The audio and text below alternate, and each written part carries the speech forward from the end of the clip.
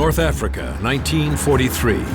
For the American tankers, in their first combat mission of the war, it's a baptism of fire. We thought we had the best equipment and everything. We thought we were well prepared. The general said, "Follow my orders. Attack." Against the German Afrika Korps, it's kill or be killed. Distance 500 meters. Tank at 12:30. Fire at will. Spearheading the German onslaught is Erwin Rommel, the Desert Fox. He would say, "It is your task to shoot. Shoot, shoot, shoot." The Americans' only hope is General George Patton. We felt if we had a man that had that much guts, well, we had better have some nerve too. The armies of two of the greatest tank commanders of the Second World War face off turret to turret in the Battle of Tunisia.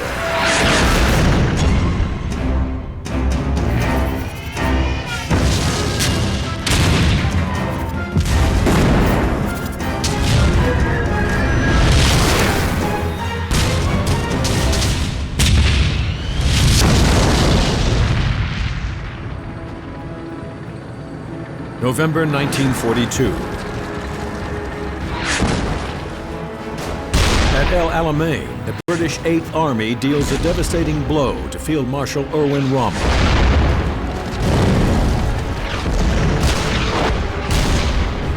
His once mighty Afrika Korps reduced to just 64 tanks.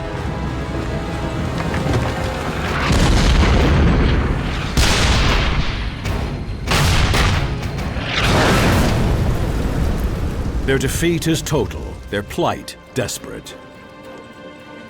The shattered remnants of Rommel's forces limp back across the desert. Pursued by the British from the east, they retreat 2,500 kilometers to Tunisia, where they face an Allied force advancing across the mountains from the west, including the fledgling U.S. 1st Armored Division. Confident and cocksure in their first combat mission of the Second World War, the Americans come armed with the latest in frontline technology, the Sherman tank.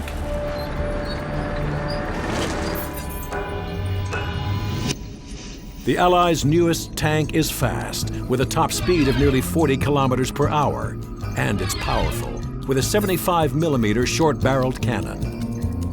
At El Alamein, it proved itself a winner, and in Tunisia, the American tankers are riding high on expectation. We thought we had the best equipment and everything. We thought we were well prepared.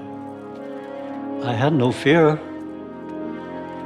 The Allies land an impressive initial force of more than 400 tanks, 100 tank destroyers, and 70,000 men.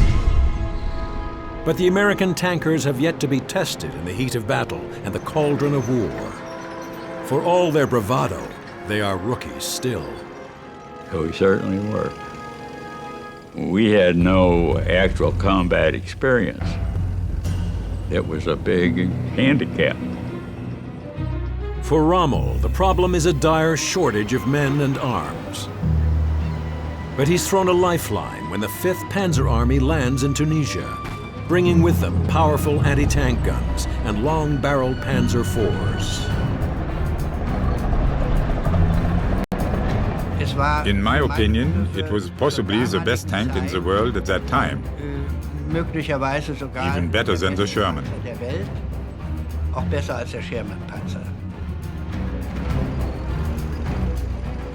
We were under the impression that we were definitely going to be superior to the Americans. By January, the Germans field 300 Panzers, over 100,000 troops, and hundreds of anti-tank guns. The fate of Rommel and his tankers hangs in the balance. Whoever wins here wins North Africa. The battle lines are drawn in the remote mountains of western Tunisia. The Germans attack first, then dig in on either side of the Faid Pass, where they wait for the Americans to launch a counterattack, which they do on January 31st. Their plan, to engage the enemy in open combat. The general said, follow my orders. Attack. I had a lieutenant as my commander of the tank. Actually, he wanted to get more bars or something, and he said, I'll go first, you know. So I was a driver, so we went out. You could see the Americans attacking from the front. We were just heading forward. We didn't know where the enemy was or anything.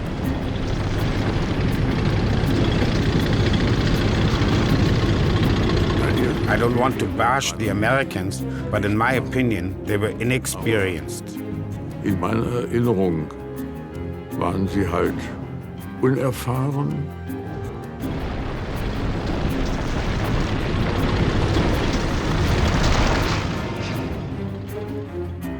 Our 88 guns were camouflaged well in the cactus grove.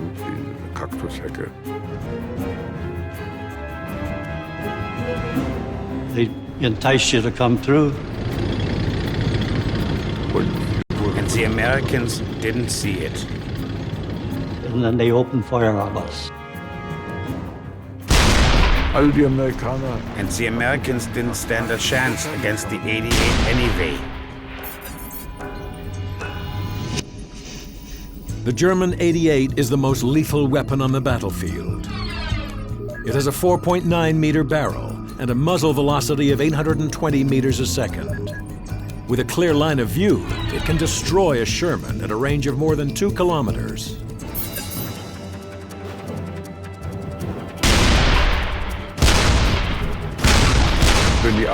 If the 88 was positioned right and camouflaged well, it was able to bring down tanks that were very far away.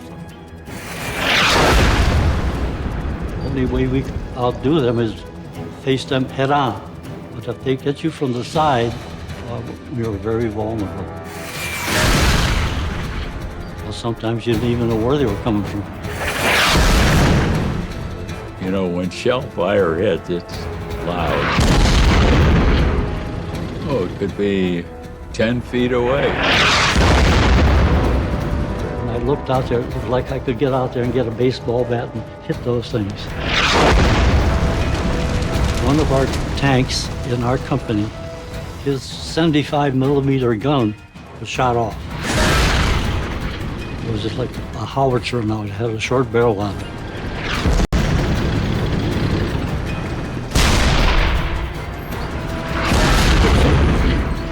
One after the other was brought down by the 88.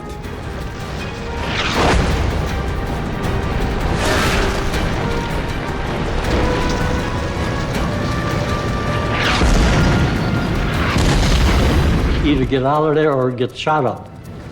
So you had to move. You couldn't be stationary. Tank commander says, well, back it up, back it up.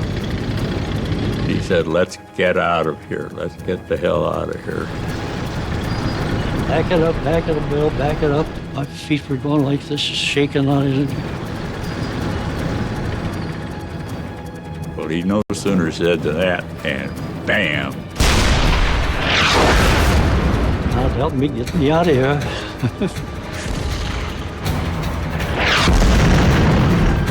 That was frightening. We brought a lot of them down, so the rest of them turned around and disappeared.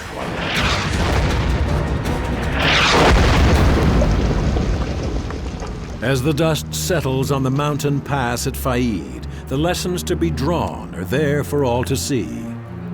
We thought we had the best equipment and everything, but we finally found out that we didn't. At that time, we just felt we were vastly superior to them in every respect.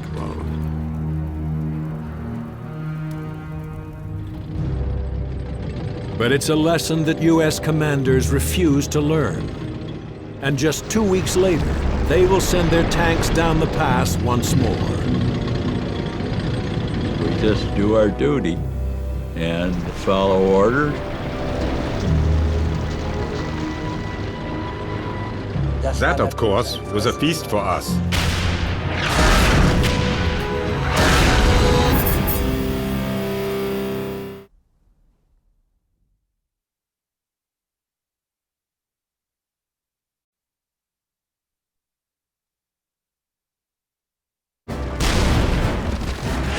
November 1942. Rommel's Panzer Army meets disaster at El Alamein.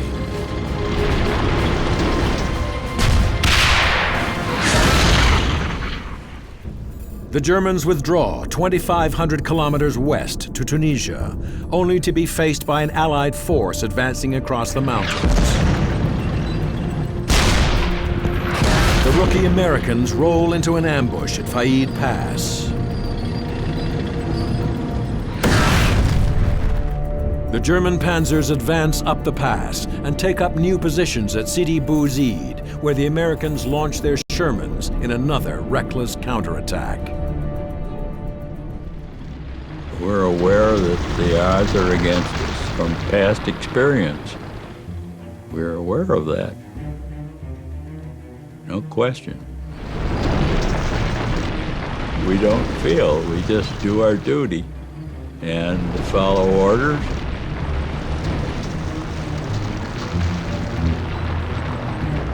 The Americans started to attack us with huge formations, like they always did.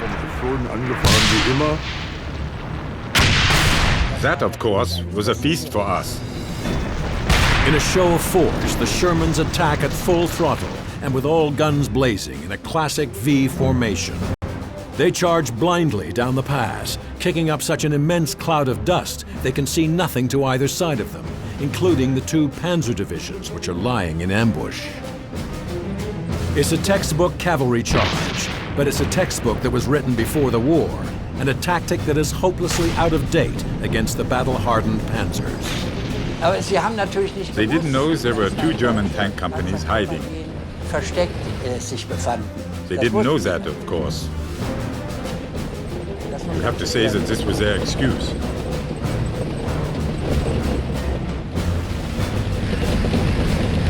We had discussed on the radio that we let the Americans approach as much as possible.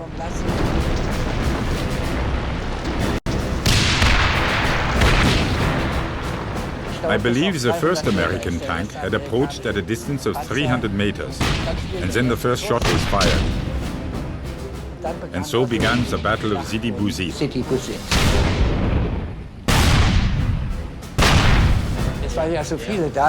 There were so many that we didn't have time to discuss who is targeting which tank.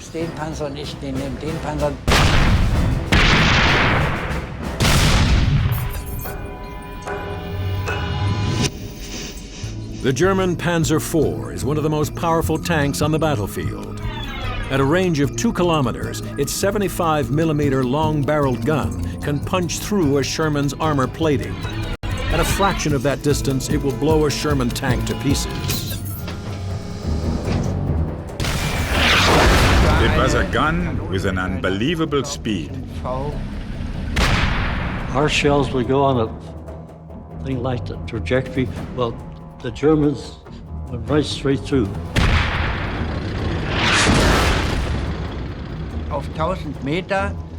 At a range of 1,000 meters, you had to aim only about 10 centimeters higher. Other than that, you could just use it as it was, because it shot the shells at a very high speed.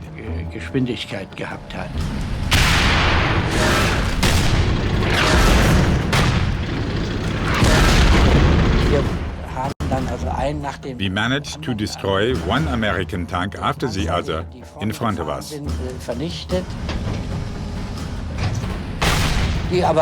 But of course, they fired as well. I wouldn't say it was blind firing. Some of it might have been, but the majority of it we tried to have a target in mind. I had to duck my head a couple of times, but they never hit us.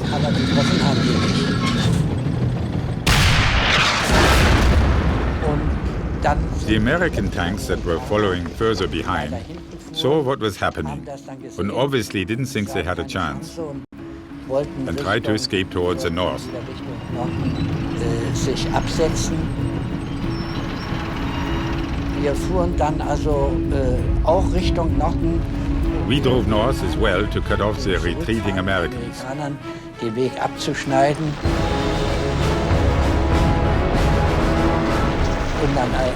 And then there was a duel between the Sherman tanks, which lasted for just a matter of minutes. Everybody just shot until there was no tank left, until all of them had been destroyed.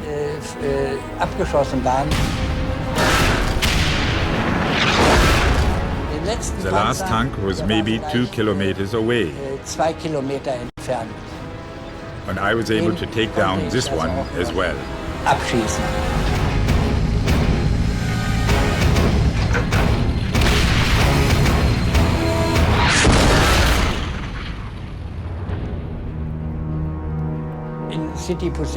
In Sidi Bouzid, ganz sicherlich, we took out at least 45 to 60 Shermans.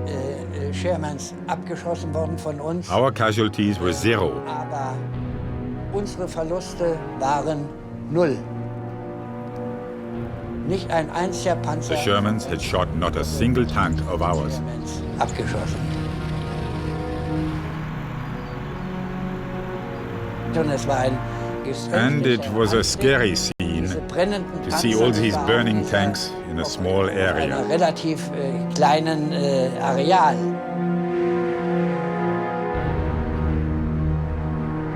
Two times in 2 weeks, the inexperience of the Americans has been exposed, and more than 100 tanks lost. With his enemy on the ropes, Rommel comes up with a daring new plan: to drive a stake straight through the heart of the American position and eliminate them once and for all.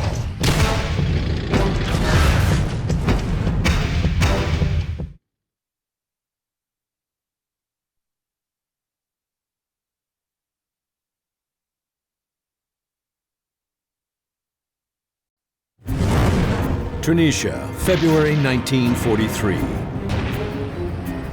Tanks of the U.S. 1st Armored Division charge blindly down the pass at Sidi Bouzid. For the Americans, it's a disaster. For German Field Marshal Erwin Rommel, it's an invitation to finish them off for good.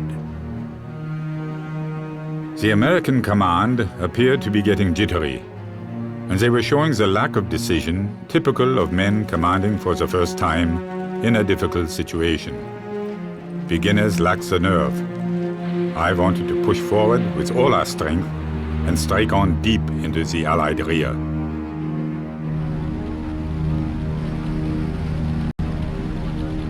Rommel's plan, codenamed Operation Stormtide, is a 3-pronged Panzer onslaught through the mountain passes.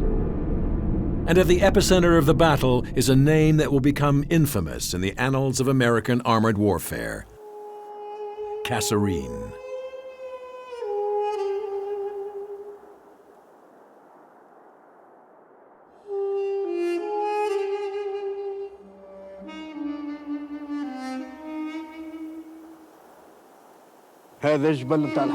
These are the hills of tanks. My name is Ali Ammar, and I remember the war.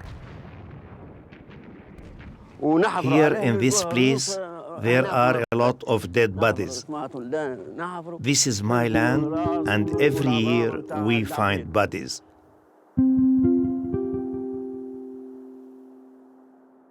The Germans were over there, and the Americans were there.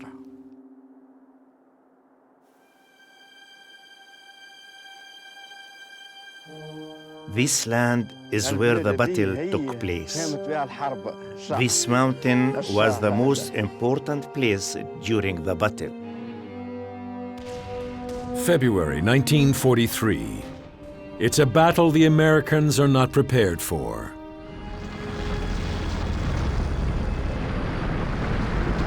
Their defenses around Kasserine are overstretched and thinly deployed. Their heavy armor is poorly dug in on the rocky terrain. And C Company of the 805th Tank Destroyer Battalion holds the high ground to the north. We was holding the pass. You might say we wasn't scared because up until that time we really hadn't had too much conflict. While up in that area, it was pretty quiet. But we never knew when something would happen. At first light, the German panzers make their move, and Rommel himself is at the front, spearheading the attack. It was a short and precise order. Follow me, and further orders will follow later. Short and sweet. Of course, I said, yes, Field Marshal, sir. They were so close, I'll never forget that. As far as the naked eye could see to the right or left, bumper to bumper. We thought, oh my God, what's going to happen to our boys? They looked at us with surprise, because they didn't expect to see Germans here at all. It was an unusually rapid advance, for sure.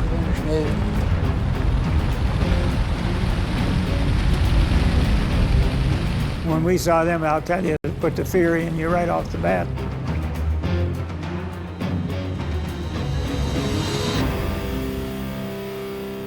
It was my task to scout the area with my binoculars from the turret for enemies inside.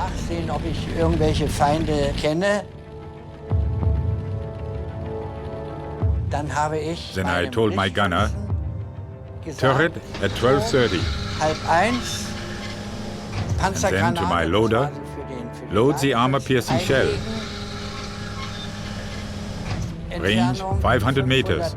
Tank at 12:30. Fire at will.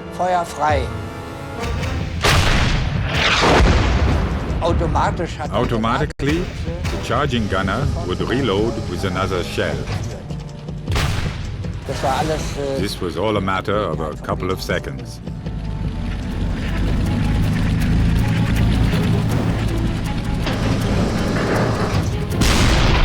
Oh, my. It made us all open our eyes and wonder what was going to happen next.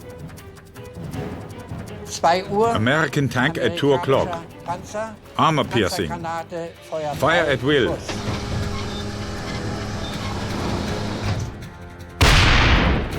We saw a darting flame. He had hit the tank, and it was burning right away.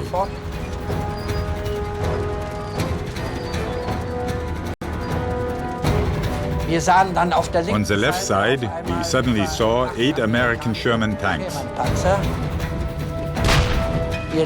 Right away, we took position.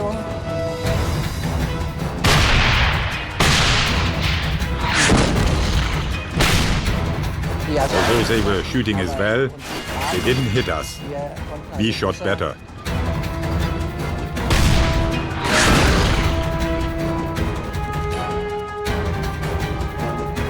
You're scared, but you're only thinking of one thing, is survival.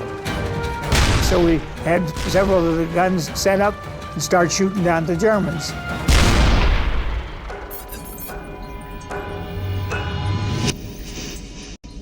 The M3 half-track, equipped with a rear-mounted 75mm cannon, is designed as a tank destroyer. Lightly protected, with just 16mm of rolled face-hardened steel, its only means of defense is to attack. .75 would hit the German tanks, and it was almost like taking a match and striking it. .75 would hit their armor, and it would just ricochet right off. It couldn't penetrate. You just had to hope you're doing the right thing and doing it as fast as you can. Outgunned and outnumbered, C Company is cornered with its back to the mountain. The tank destroyers are about to become the destroyed. The enemy was real close to us. We was all wondering what to do next. All we could see is that steep mountain. We was more or less trapped.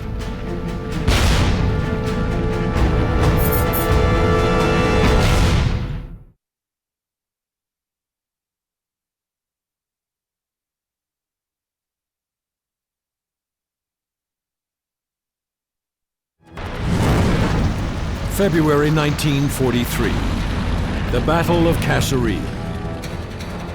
A German tank inferno rages through the mountain pass, and the American defenses are consumed by fire. When we saw them, I'll tell you, it put the fear in you right off the bat. American tank at 2 o'clock. Armor piercing. Fire at will.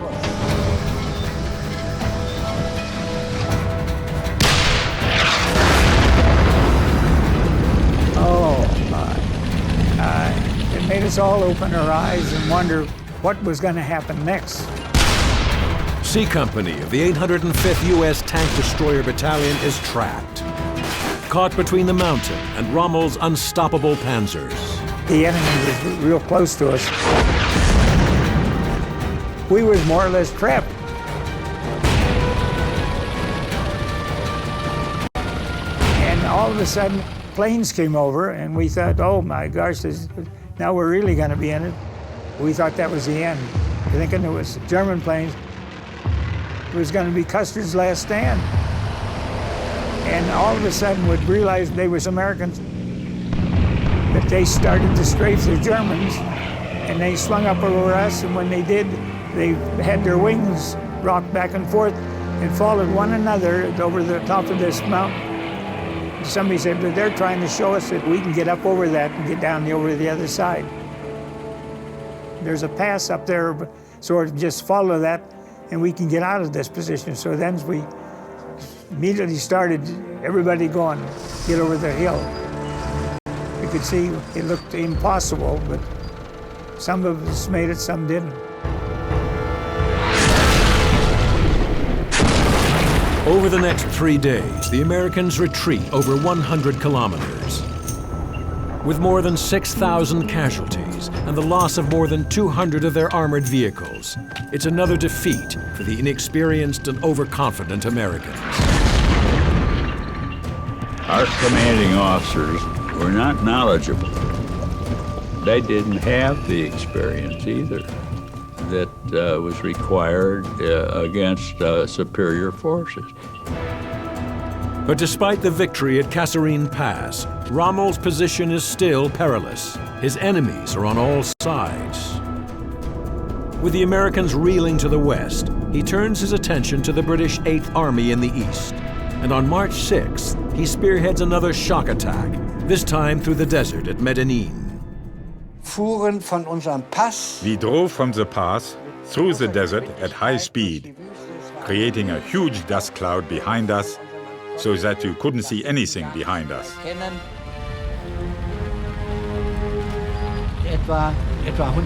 About 150 tanks were supposed to push the British 8th Army back towards the sea and destroy them.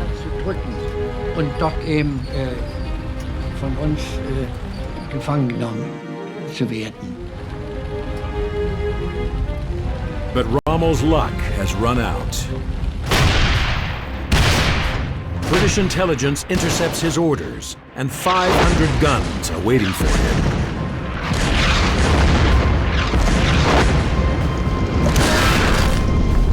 Non-stop shells hitting in the front, the back, to the left, to the right.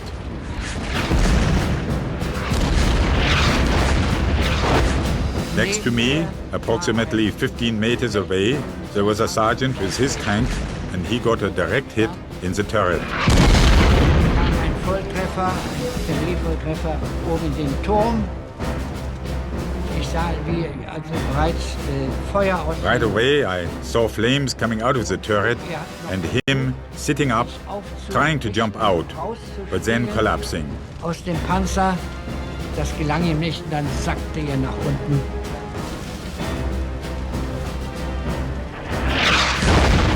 Dann war vor mir in front of me was company commander von Schlieffen, and he got a direct hit as well. Kam also auch Volltreffer. Blinded by the sand, the German panzers are sitting ducks, unable to engage the enemy because they have no idea where the enemy is. In these 4 hours, all I could see was sand, sand, sand, spraying on all sides. Sand aufspritzen, die Sand nach allen Seiten. You couldn't see to the left, nor right, nor front. You couldn't see anything at all. Sicht möglich.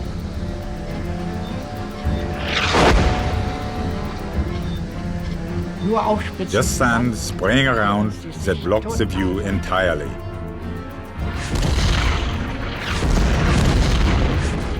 Wir standen.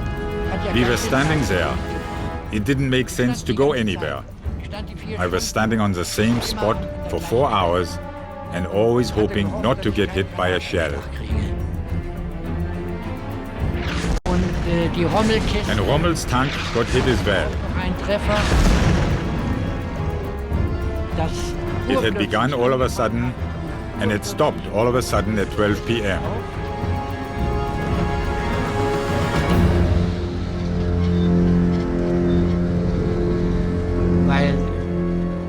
As we figured later, 55 of the 150 tanks, 1/3, had been destroyed. Auf dieser Pläne.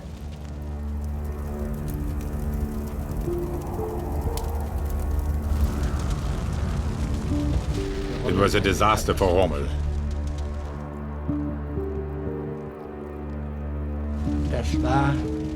This was Rommel's last battle in Africa. 3 days later, Rommel is secretly recalled by Hitler to Germany for medical treatment, leaving the Germans bereft of their inspirational leader just when they need him most. Defeated by the British in the desert, their only escape route lies through the mountain passes to the west. But the US forces have regrouped. In Rommel's absence, they've reoccupied the Kasserine Pass. And now they have a new leader. Brash and outspoken, General George Patton has taken charge, and where he leads, he expects his men to follow. He told us, which made us kind of laugh, we as men from Mars have no fear of anything. You're in good hands, and you'll come out of this on top. A confident boast by a confident general, whose mettle is about to be tested in the crucible of battle.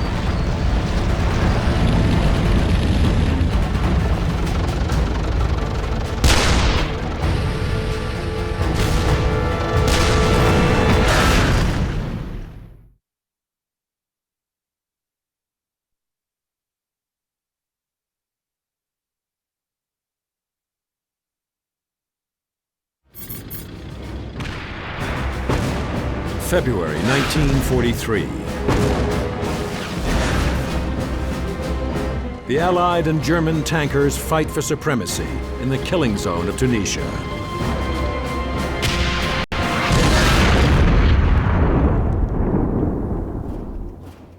Humiliated by one defeat after another, the Americans are put under the command of General George Patton. His task? Transform an army that retreats into one that will stand up and fight. Patton would be right there hollering, go get them sons of bees, you know.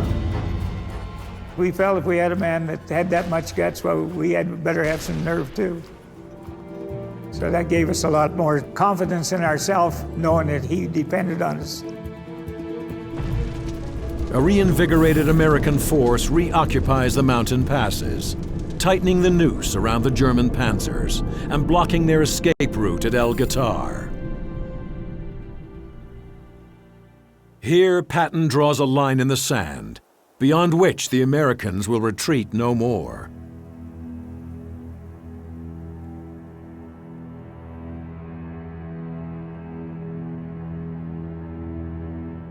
Learning the grim lessons of Faid and Sidi Bouzid, Patton sets his own trap, and his troops dig themselves into the hard and rocky ground along either side of the pass.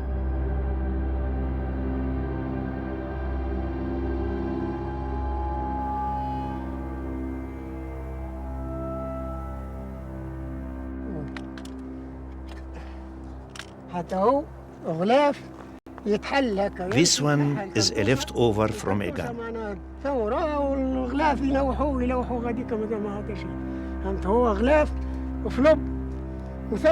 You can find these all over the land. This one is also a leftover from a weapon. كاغط مغلفين يغطوا يغطسوه في الليسانس ولا This is my land.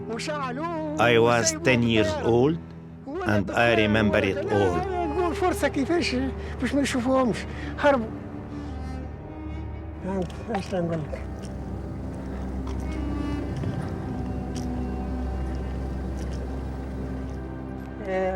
بالنسبة للألمان في الجبل هذاك من آخر الجبل حتى للبقعة العالية ذي. The Germans came up the pass. الشيرة هذه الكل. ومن جهة أمريكا من الجبل هذا. The Americans were in the mountains. حتى لآخره كل أمريكان. الشيرة هذه الكل تمشي من هنا حتى القطار.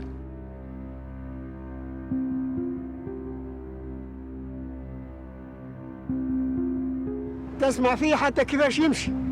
I remember the voice of the planes, the weapons. قوة كبيرة معناها حتى الوذان يتصدع.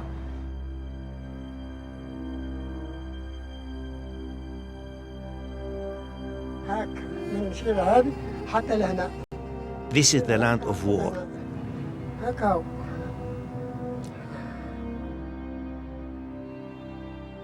March 23rd, 1943.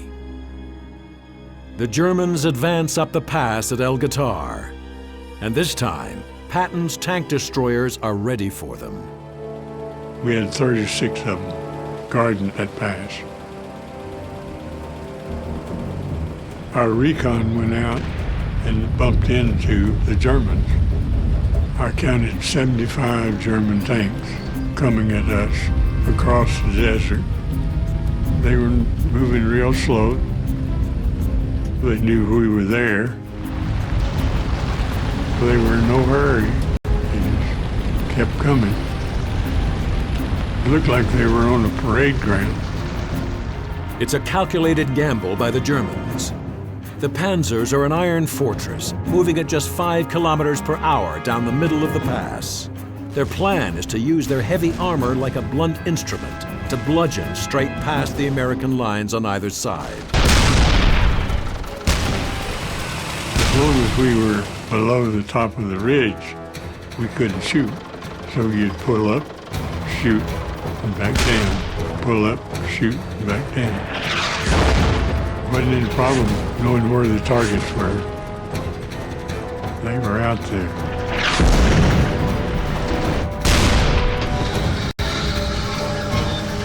When you're on higher ground shooting down, it's a big advantage over somebody shooting up at you.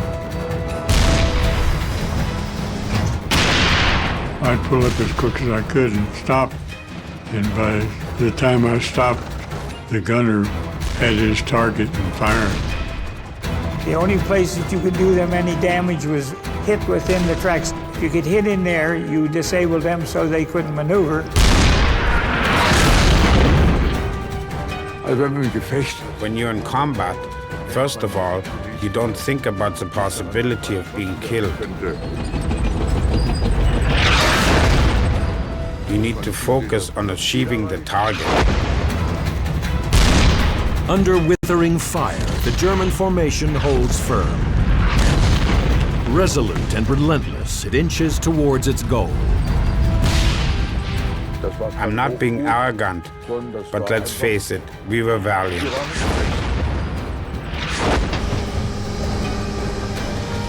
We were an elite troop, weren't we?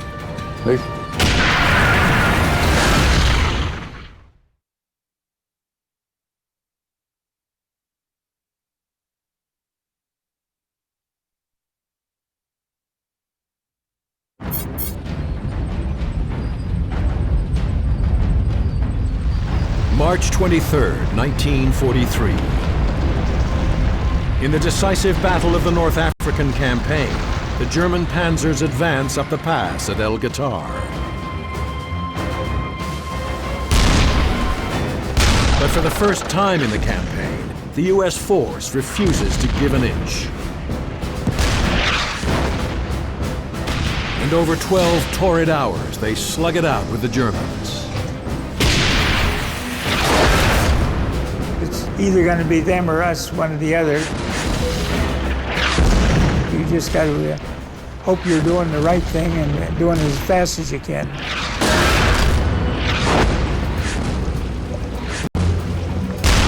Kind of hard on the driver. He's sitting up not too far from the end of that barrel. So that's why I don't hear too well now.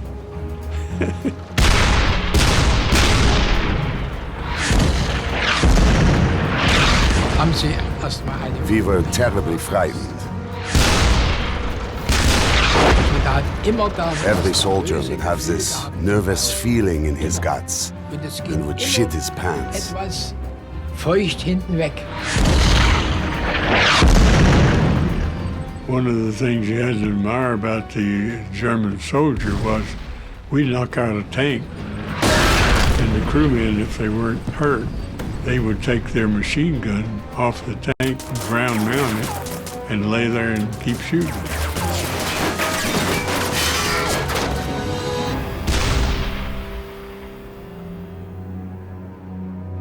Twice in the course of the day, the Panzers advance up the pass, and twice the tank destroyers of the 805th Battalion hold firm.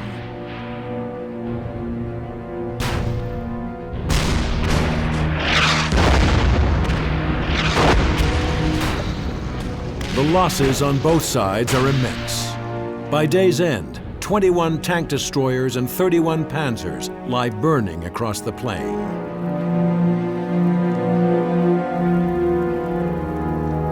But the battlefield belongs to Patton, and the exhausted Panzer Force now has nowhere left to turn. And that was the end. After we had run out of ammunition and gas, there was nothing else to do but give up. Da blieb nichts mehr übrig, als aufzugeben. Und das war dann am 13. And that happened on May 13, 1943. More than 250,000 German troops in Tunisia surrender to the Allied forces. The feeling was horror about being captured, of course. There's nothing worse that can happen to a soldier.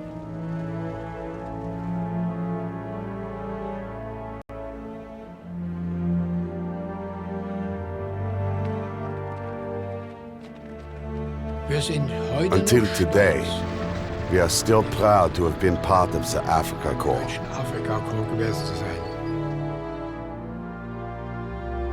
El Guitar is the Americans' first armored victory of the war. No more will their battle-scarred tankers be seen as the Allies' weakest link.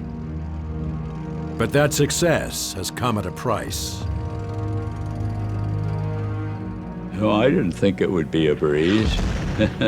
You know, actual combat is never a breeze.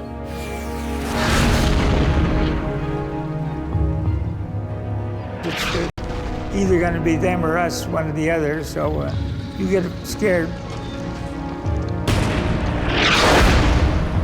We say you can't help it if you got anything about you, it's human.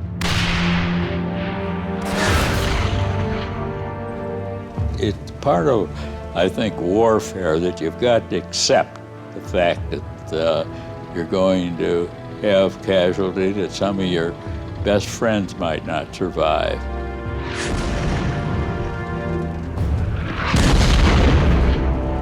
The Battle of Tunisia is the closing chapter in the story of Rommel's Africa Corps. But for Patton and his battle-hardened tankers, it is the beginning of a journey that will ultimately lead to victory in Europe.